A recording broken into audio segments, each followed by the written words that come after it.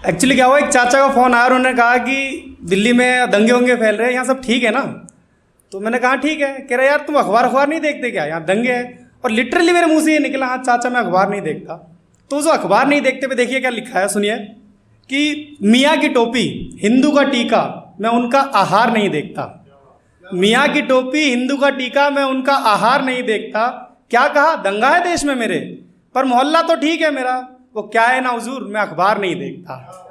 अच्छा, आप में से कितने लोग ये मानते हैं कि अखबार वगैरह घी डालने का काम करते हैं? ये मेरा मानना है। ये कितने लोग इत्तेफाक रखते हैं इस चीज़ का? तो उसमें देखिए सुनिएगा कि ईद पर दूध रामू के तबेले से, अब भी है, ईद पर दूध रामू के तबेले से, पूजा के फूल रहमान से खरीदता हूँ, मैं उनका व्यापार नहीं देखता हूँ।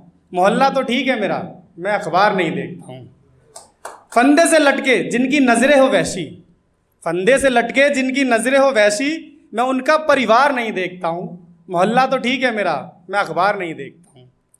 मौलवी चचा, जो लोग गांव देहात से अगर हो तो उन्हें समझ में आएगा कि हम गांव में अब भी चाचा बाबा बोलते हैं, कि मौलवी चचा पुजारी बाबा ही हैं अब भी।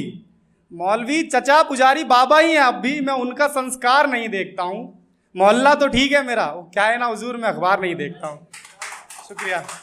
तो आते हैं उस कहानी पे।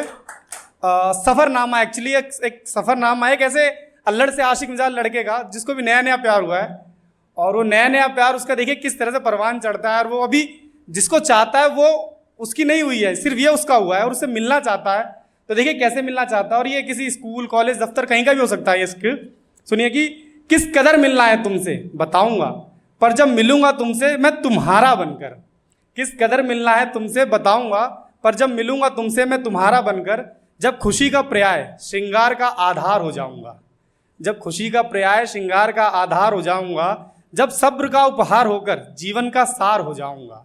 जब बंदिश जाति ना धर्म की, जब बंदिश जाति ना धर्म की, ऊंच ना नीच एक सार हो जाऊंगा। किस कदर मिलना है तुमसे बताऊंगा, पर जब मिलूंगा तुमसे मैं तुम्हारा बनकर। जब काम का सप्ताह ना होकर, ये कॉर्पोरेट वाले साथ रिलेट करें कि जब काम का सप्ताह ना होकर छुट्टी का इतवार हो जाऊंगा। जब सड़क का फास्ट फूड ना होकर पौष्टिक आहार हो जाऊंगा। जब व्यर्थ का कथन ना होकर, जब व्यर्थ का कथन ना होकर बुद्ध का विचार हो जाऊंगा। किस कदर मिलना है तुमसे बताऊंगा, पर जब मिलूंगा तुमसे मैं तुम्हारा बनकर। मिला तो कई बार हूं तुमसे मैं, मिला तो कई बार हूं तुमसे मैं, पर हर बार तुम मेरी होती हो। मिला तो कई बार हूं तुमसे मैं, पर हर बार तुम मेरी होती हो। एक बार ऐसा मिलूंगा तुमसे और तुम्हारा हो जाऊंगा। किस कदर मिलना है तुमसे बताऊंगा, पर जब मिलूंगा तुमसे मैं तुम्हारा बनकर। अब ये इश्क है, एक तरफ से दूसरी तरफ होना ही है। तो जब दूसरी तरफ से दिखने लगता है कि हाँ शायद मेरी दाल गल सकती है, तो देखिए प्रपोज कैसे करता है। सुनिएगा कि मज़ेदार है कि मेरे इस अंधेरे से जीवन की प्रभात किरण बनोगी क्या, मेरे इस अंधेरे से जीवन की प्रभात किरण बनोगी क्या। जीवन में जगह देकर अपने संसार मेरा बनोगी क्या। शिकन जब भी हो माथे पर मेरे, शिकन जब भी हो माथे पर मेरे, माँ की तरह बलाओं को दूर करोगी क्या। डूबता दिखूं जो जीवन में कभी, पतवार मेरा बनोगी क्या।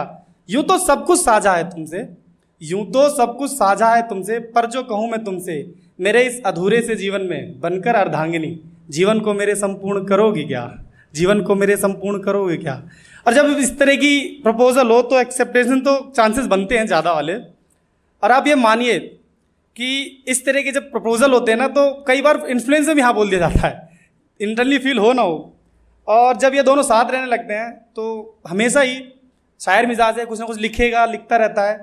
तो सामने से पूछती हैं कि क्या लिखते रहते हो ये दिन भर, ये क्या लिखते रहते हो, ऐसा क्या है। तो साजन भाई ध्यान दीजिएगा, थोड़ा सा कदर करने वाली बात है, ध्यान दीजिए कि थोड़ी सी खुशी कुछ गम लिखता हूँ मैं, थोड़ी सी खुशी कुछ गम लिखता हूँ मैं, तवायफ के दर पर शर्म लिखता हूँ मैं। वो जो शख्स है आईने में खड़ा, वो जो शख्स है आईने में खड़ा, आंखों का उसको भरम लिखता हूँ मैं। लिखता हूँ सिर्फ तुम्ही को, लिखता हूँ सिर्फ तुम्ही को, पर कम लिखता हूँ मैं। ये छंद गजल अशार वगैरह सब अदने से हैं, ये छंद गजल अशार वगैरह सब अदने से हैं। कागज़ और कलम से बस तुम लिखता हूँ मैं, कागज़ पर कलम से बस तुम लिखता हूँ मैं। ये जो तुम हो, ये जो तुम हो सिर्फ मेरे ही हो, बांट दूँ मैं सब में कैसे, इस खातिर भी कुछ कम लिखता हूँ मैं। अब ये दोनों महबूब शर्मा के कहती है कि ये जो तुम लिखते हो मेरे बारे में ही, तो ज़माना क्या सोचेगा, हमारी बदनामी हो जाएगी ज़माने में। तो देखिए कैसे फ्लॉन्ट करता है, आशिक मिजाज फ्लॉन्ट करने का एक तरीका उसका अलग ही है। यहाँ पे एक वर्ड आएगा टेरिटरी, बयार बोलते हैं उसे, बयार, टेरिटरी। तो न बताओ ज़माने भर की बातें हमें, अभी हम इश्क के बयार में हैं। साजिद भाई सुनना, न बताओ ज़माने भर की बातें हमें, अभी हम इश्क के बयार में हैं। बेकरारी, बेख्याली और थोड़ी बदनामी भी, बेकरारी, बेख्याली और थोड़ी बदनामी भी, ये सब भी तो हो हिस्से में मेरे यार, हम भी तो अभी प्यार में हैं। क्या शुक्रिया। और जब इसी ज़माने की जब नज़र लग जाती है और किसी के पापा नहीं मान रहे होते, बेरोजगारी, ऊंच नीच, इन सब के बॉन्डर में फंसकर लड़की को कोई राजकुमार लेके चला जाता है, और जब फिर उससे कोई पूछता है कि ये इश्क क्या है, कैसे होता है इश्क, तो देखिए उस पर कैसे लिखता है और कैसे उसका दर्द छलकता है। उस पर थोड़ा ध्यान दीजिएगा कि हंसती आंखों से शुरू किस्से को, हंसती आंखों से शुरू किस्से को नम आंखों पे कहीं छोड़ देता है। हंसती आंखों से शुरू किस्से को नम आंखों पे कहीं छोड़ देता है। मुमकिन नहीं आगे बढ़ना अब, ख्याल भर उसका रूह को निचोड़ देता है।